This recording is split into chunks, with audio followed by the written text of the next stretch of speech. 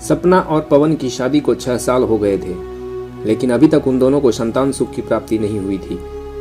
सपना ने अपना चेकअप तो करवा लिया था, लेकिन पवन हमेशा डॉक्टर के पास जाने के नाम से आनाकानी किया करता था। सपना ने समय काटने के लिए एक प्राइवेट कंपनी में नौकरी भी कर ली थी, लेकिन जब लोग उससे बच्चे के बारे में पूछते थे तो उसे बहुत दुख होता था। उसने पवन को कई बार समझाया कि एक बार उसे भी डॉक्टर से मिलना चाहिए, लेकिन वह उसकी बात नहीं मानता था। आजकल तो पवन शराब पीकर घर आने लगा था। पूछने पर पता चला कि आजकल उसका एक नया दोस्त बना है, रंजीत, और उसके साथ ही पवन रात रात भर बैठकर शराब पीता था। धीरे धीरे रंजीत घर भी आने लगा था।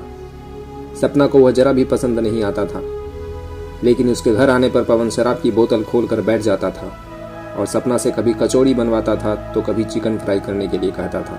सपना को बहुत चिढ़ महसूस होती थी और सुबह इस बात पर लड़ाई भी हो जाती थी। पवन रोज अपने कान पकड़ता था कि अब से वह रंजीत से दूर रहेगा और शराब को भी हाथ नहीं लगाएगा, लेकिन फिर से अगली रात वही कहानी दोहराई जाती थी। एक रात सपना अपने कमरे में सोई हुई थी, तभी पवन उसके पास आया और उसे जगाते हुए कहने लगा, अरे उठो, मुझे तुमसे जरूरी बात करनी है। यह सुनकर सपना अपनी आंखें मलते हुए उठ बैठी तो पवन ने कहा, देखो, मुझे पता है कि तुम्हें भी बच्चा चाहिए। मैं पिता तो बनना चाहता हूँ, लेकिन बात दरअसल यह है कि मुझ में ही पिता बनने की क्षमता नहीं है। यह सुनकर सपना दंग रह गई, लेकिन फिर उसने अपने पति को संभालते हुए बोली, तुम परेशान क्यों होते हो, हम कोई बच्चा गोद ले लेंगे। पवन गुस्से में बोला, नहीं, मुझे समाज के सामने अपनी मर्दानगी भी तो साबित करनी है, इसलिए तुम्हें किसी और का सहारा लेना पड़ेगा, और वो बगल के कमरे में मौजूद है। सपना हैरानी से बोली, यह तुम क्या कह रहे हो, मैं ऐसा कैसे कर सकती हूँ, तुम होश में तो हो। पवन गुस्से में बोला, तुम्हें मेरी बात माननी ही होगी, तुम्हें किसी और के बिस्तर पर जाना ही होगा, वरना मैं तुम्हें घर से बाहर निकाल दूंगा। यह दूध का गिलास लो और तुरंत ही बगल वाले कमरे में चली जाओ। फिर मजबूर होकर उसकी पत्नी दूध का गिलास लेकर बगल वाले कमरे में पहुंची और वहां पर वह इंसान मौजूद था जिसकी उसने कल्पना भी नहीं की थी। वो कोई और नहीं बल्कि पवन का जिगरी दोस्त रंजीत था। उसे देखकर सपना के होश ही उड़ गए। पवन ने बाहर से दरवाजा बंद कर दिया तो सपना चौंक गई। रंजीत मादक मुस्कान लिए हुए आगे बढ़ा और उसने दूध का गिलास उसके हाथों से लेकर एक सांस में ही पूरा पी गया।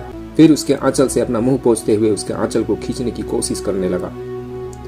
सपना ने अपना आंचल मजबूती से पकड़ लिया और धीरे से बोली, अरे इतनी भी क्या जल्दी है, मैं भी शुरुआत से ही तुम्हें पसंद करती हूँ, लेकिन मुझे पवन से डर लगता था। अच्छा सुनो ना, आज हमारे रिश्ते की एक नई शुरुआत है, तो क्यों ना कुछ मीठा हो जाए। आज मैंने खीर बनाई है, तुम रुको, मैं तुम्हारे लिए अभी खीर लेकर आती हूँ। इतना कहकर सपना दरवाजा खोलने की कोशिश की तो दरवाजा नहीं खुला।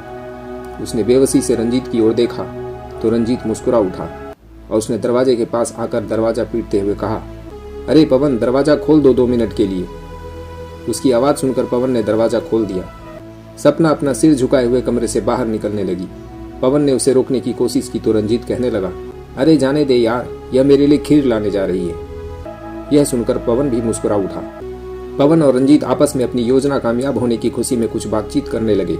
इधर मौका देखते ही सपना रसोई में जाने के बजाय घर का मुख्य द्वार खोलकर सीधे बाहर की ओर भागी।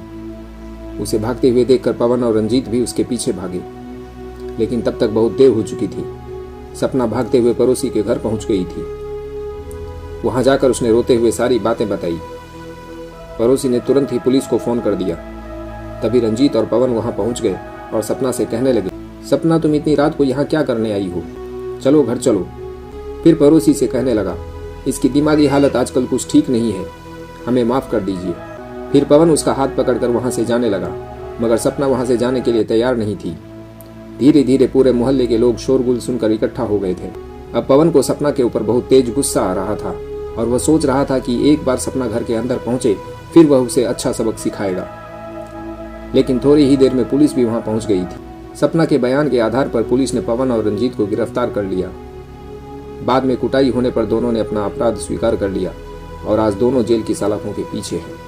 सपना ने अपने पति से तलाक ले लिया और अब अपने पैरों पर खड़ी होकर वह अपनी जिंदगी जी रही है। दोस्तों, विपरीत परिस्थिति में घबराना नहीं चाहिए, बल्कि सपना की तरह हिम्मत से काम लेना चाहिए।